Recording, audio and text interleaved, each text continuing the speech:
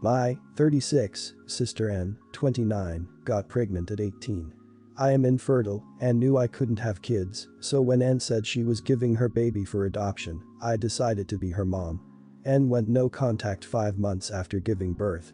For a bit of background, N got pregnant by a one-night stand, and she apparently didn't remember or know the father at the time of birth, but when V was 2, a man T, 35, messaged me on social media claiming to be the father of my child. N had run into him at a club and drunkenly confessed to the pregnancy. We met up, he bonded with his daughter, and well, that man is now my husband of 7 years. Coming back to my sister, she called me yesterday. Although I was surprised at her call, I picked up. We made some small talk, then she said she had just gotten married a year back and both of them wanted children but couldn't because her husband was infertile but really wanted kids. I asked her if she wanted to adopt and she said she would just need to get her baby back. I was speechless for a few moments before replying that if she wants to meet my child as an aunt, she is welcome to, and we both can sit V down and explain the reason for her absence, but she can't just ask me to give up my child. She said she'll sue me as she's the birth mother. I told her she was out of her mind and I told her about T. She exploded, calling me names and saying I stole her life. I got too emotional and hung up. D came home from work and on explaining to him, he was beyond furious. I then got a call from my parents saying I was an idiot for telling Ann she couldn't have her baby. I said I never said that and I welcomed her to bond with V, but they refused to listen and said I was being insensitive and harsh and flaunting my family. Now I feel bad because me and N were very close as sisters and I feel quite close to her situation since I know the struggles of infertility. He said there was no way he was letting my sister have full time, and I agree, but I want to know if I'm the idiot for being too harsh and telling her about T. Not the idiot. She never met V, never once sought V out to have any type of bond or any kind of relationship. Yet, she feels she can just erase all those years of OP being V's mom. It's ridiculous, the sister only wants V now because her husband wants kids. Not because the sister wants a real true meaningful relationship with V, nor does she regret giving her up. She just wants V as a prop. She never once cares to step up and get to know V. The sister has no business trying to take V away. If her husband didn't want kids, she wouldn't be coming after V. Not the idiot. Please, limit V's contact with her grandparents. Based on what they are saying, they will most definitely go behind your back to let N try to manipulate her. Also, talk to your daughter and tell her story. You do not want her to find out from her grandparents. In addition, make sure you have all your papers in order. Has your husband adopted V as well? If he hasn't, make sure he does so that he gets all the legal rights as her parent as well. Talk to a lawyer as well and cover all your bases and make sure you understand that your family is not to be trusted from now on. Not the idiot. Giving a baby you don't want up for adoption is fine and good, but she can't reasonably expect to have someone else raise the child for years and then just pick her back up like a Pokemon from the daycare center. Your daughter will quite rightly think of you and your husband as her parents. If your sister wants to get to know V on V's terms, that's lovely, but it does need to be on V's terms. I think you're right to be cautious and set the boundaries you did to protect V from confusing or distressing interactions. I am a teenager and my mom is kinda famous on Instagram and blogging. She had a mommy blog all when I was growing up and of course me and my sister were always involved. It is bad because there's so much out there about us and it's what's gonna come up when I'm looking for a job, when I'm dating, when anyone looks up my name. I found a website that will print custom jackets, print all over the front and back and arms. And I ordered some hoodies that say a bunch of phrases all over them. No photos, no videos, I do not consent to be photographed, no means no, respect my privacy, no cameras, no profiting off my image. It sounds silly, but it looks pretty sick actually. I got one for me and one for my 9-year-old sister who started to not always want photos.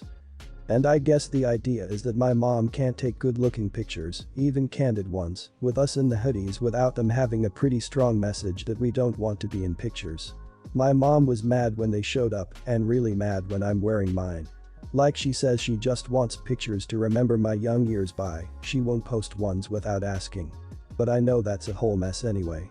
She always says that and then negotiates me into letting her post, like either by saying that's how she makes income, so if I want money for something, to stop arguing about pictures. Or posting without asking and then saying I thought it would be okay because your face wasn't visible or you're just in the background, etc. And I'm always like no, you didn't think. If you thought at all, you'd remember what I said I want. No new pictures of me or mentions of me online. Remove all pictures that include me that you've ever posted. And delete any writing that mentions me. I am just so fed up and upset that my mom is mad at me for wearing my new hoodie every day. She's mad I won't take it off for any event and thinks it's inappropriate to wear to certain things. I know it's really weird looking, but it feels like my only option. Am I the idiot for always wearing my no photos hoodie? Not the idiot. Your mom has exploited you all your life for money. That's creepy enough, but then to try and guilt trip and manipulate you into continuing to participate, even though you've told her explicitly you don't want to be a part of it anymore. That is beyond the pale. It's not like being an influencer is the only job on earth. Go work in a travel agency or something. It's also not like she couldn't continue to be a blogger, she'd just have to rebrand to one that doesn't focus on being a mommy. Surely being a mom isn't the only interesting thing about her. Your mom isn't negotiating, she's demanding and manipulating. In her case, it is her job to post photos, and she's made you a part of her brand, meaning her followers expect to see you and your sister.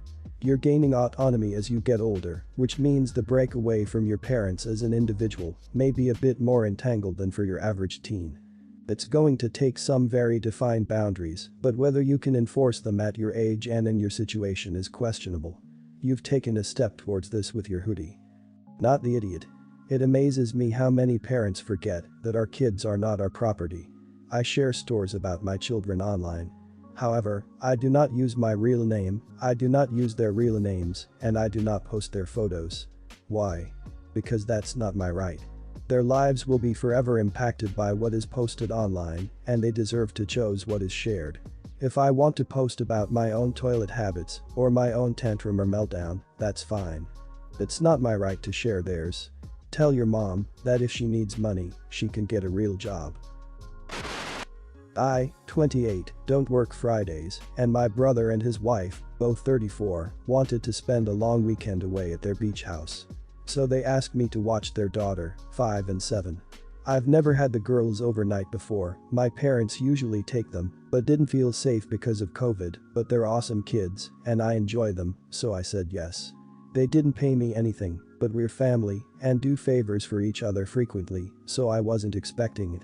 I'm a vegan, and I've never had the girls alone for more than one consecutive meal, and I've always just fed them easy junk food like a frozen pizza or boxed mac and cheese.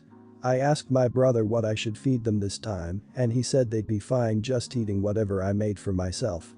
Okay, fair enough. They got here Thursday evening after dinner. Friday morning, I made fruit smoothies, and they were happy with that. Lunchtime I made them peanut butter and jelly. Dinner is where the problem started, and predictably so. I made a chickpea quinoa dish, and the girls absolutely would not touch it. I wasn't about to force them to eat something that looked gross to them, so we went to a McDonald's drive-thru.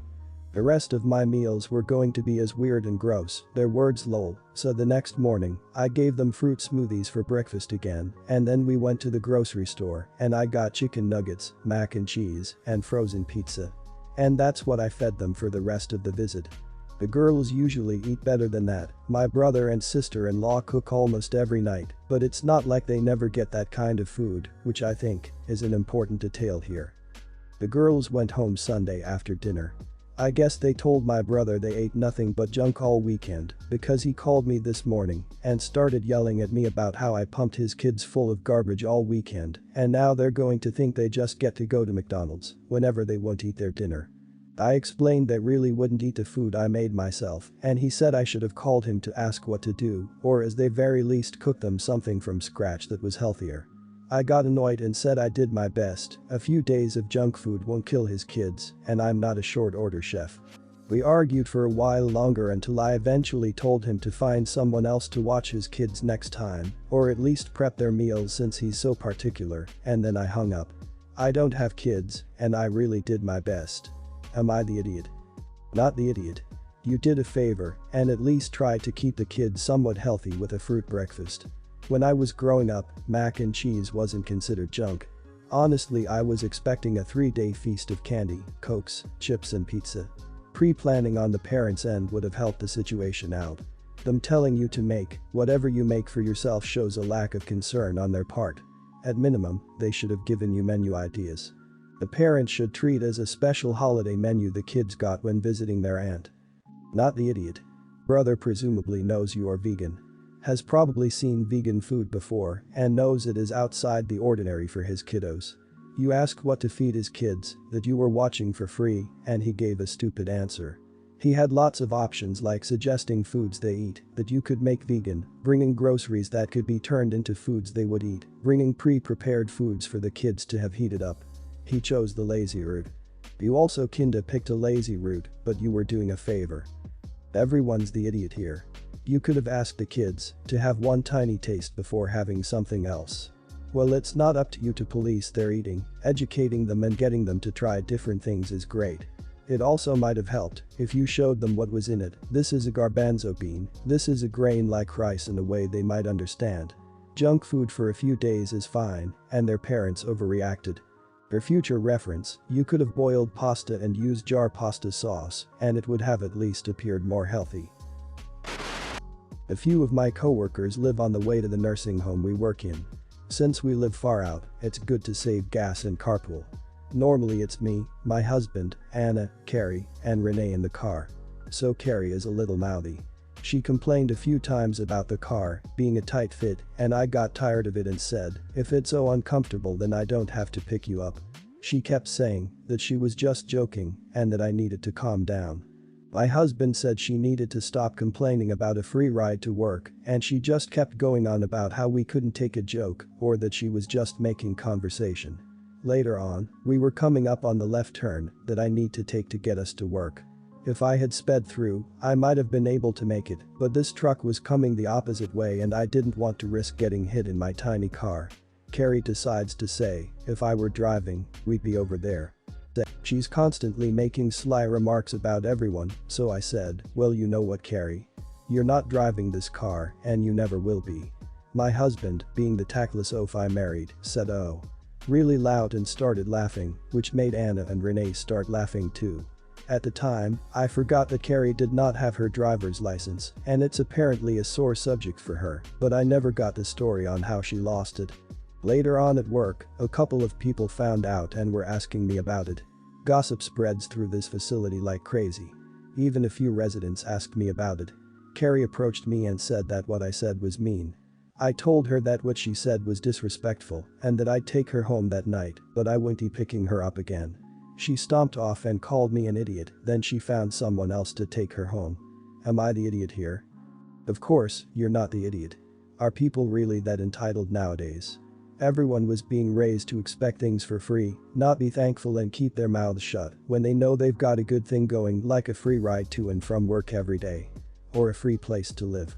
Then, they get mad if anything's expected from them, like common courtesy. So your rebuttal wasn't intended to hurt her in any way, you were understandably getting sick of her complaints and basically told her, rightfully so in my opinion. Not the idiot. She committed so many little microaggressions it's not even funny. She was super ungrateful the whole time. And really needs to learn what a joke is. A joke is actually fun without harming anyone else and should not be repeated as nauseam because even knee slappers lose their funny when heard too often and her jokes were not knee snappers. In fact, I'd wager they were only funny to Carrie, maybe the others once, until it became obvious that the target of the jest did not find it amusing. I'd wager she lost her license for reckless driving. Not the idiot. I cannot stand people who keep commenting about the driving style of the driver. Especially if they don't drive. I used to have a friend who kept making remarks about my driving and how fast I was going while I was giving her free rides to everywhere. Once she said, speeding is worse than drunk driving. He proceeded to brag about how she often drives home drunk, but it's not a big deal because she drives so slowly that she wouldn't hit anything, so it's safe. I stopped giving her rides and going in her car after that. I'm honestly out of ideas for how to help my girlfriend, and so maybe I was too harsh today, but I'm losing my mind over this situation. She definitely has a medical issue of some kind. She goes to the walk-in sometimes, but they won't do anything long-term that needs monitoring, so she needs a family doctor. And she's been on the list for over a year, and she does call around occasionally to family doctors, but has not had any luck. But I don't think she is taking her health seriously at all and offer to take her to ER sometimes, because seriously she might die or something, and I want this addressed as soon as possible. She is thin and small. She doesn't eat much, but partly, and I can confirm, because she often throws up after having just a few bites of a meal and then feels sick for a while. That kind of knocks her out of the day for a few hours, so she just takes vitamins and occasionally drinks Ensure, the kind of drink targeted at old people to keep up calories, but she is only 23 and she's weirdly fine with this and says she's always kind of been this way. Which isn't true because we started dating 2 years ago and I definitely saw her eat normally at some times in the past. She wakes up in the middle of the night to be sick in the bathroom. Sometimes in the middle of the day she goes from totally coherent to looking like a drunk person in like less than 5 mins, and I literally have to force her to drink some juice or something. I am not a doctor, but I know she needs one like yesterday. I'm not even comfortable letting her drive anymore because of how spacey she can get out of nowhere. She keeps saying she's on the list and will get a doctor eventually, but I think seriously this is bad, and I know I'm nagging, but it is kind of scary and I don't know what to do at all. Today she got really weak and confused and forgot about lots of things we were talking about just this morning. And I said I kind of want to call an ambulance, and she told me she's fine and would be mad if I did that. And I am so upset. I said, like, if you are trying to kill yourself, I can't be with you to watch, and seriously you have to do something or else move out because I can't do this anymore. You have to get healthy or get out. She is okay physically now, but incredibly angry with me for being insensitive about symptoms she can't help. But I know she can't help, and that's why I want her to go to the hospital, because what if she has some kind of disease that can use medicine or something? I really don't know. I know medical info is super personal, but I live with her and see this problem every day and it's terrifying, so I kind of think it is my problem too. But maybe I'm overstepping. I really don't know. Is it an idiot thing to push people on medical topics like this? Maybe I should call her mom in another city but not far, but that also feels kind of sickish and I don't know how to act right here. No idiots here. Sounds like an eating disorder to me.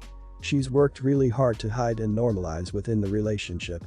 She needs medical help, and insisting upon this as a requirement to continue living together and being in relationship is not an idiot move. It's a boundary that you need to uphold. Watching your loved one deteriorate in front of you and them refusing to take the issue more seriously can be extremely damaging and difficult. You need to put yourself first and prioritize not traumatizing yourself or enabling a potentially dangerous situation. Not the idiot. If it was me, I would definitely get family involved. She sounds like she may have an eating disorder she doesn't want to address. I don't know, just at the top of my head that's what I thought of.